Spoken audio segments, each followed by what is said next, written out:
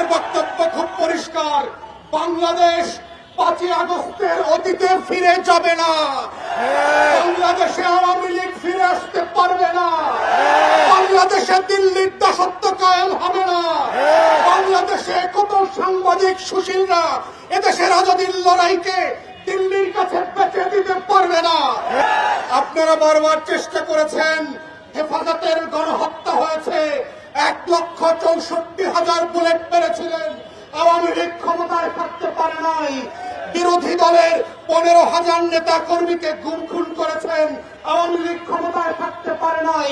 পিলখানায় গণহত্যা করেছেন, আমার 57 জন সেনা কর্মকর্তাকে শহীদ করেছেন, দিল্লির আধিপত্য টিকে থাকে নাই। নির্বাচন ব্যবস্থা ধ্বংস করে দিয়েছেন।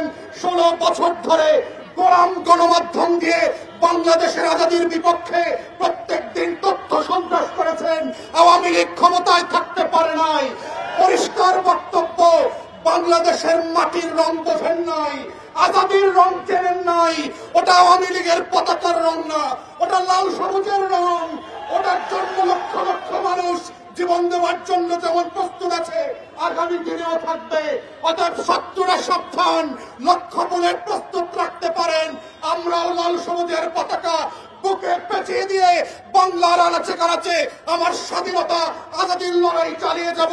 শরীফ ওসমানদেরকে নতুন করে পাড়ায় মহল্লায় আবার পরিচিত করানো হবে এবং সেভাবেই প্রজন্ম থেকে প্রজন্ম ইনকিলাব জিন্দাবাদ হয়ে থাকবে। ইনকিলাব ইনকিলাব জিন্দাবাদ জিন্দাবাদ, ইনকিলাব ইনকিলাব জিন্দাবাদ জিন্দাবাদ, ইনকিলাব ইনকিলাব জিন্দাবাদ।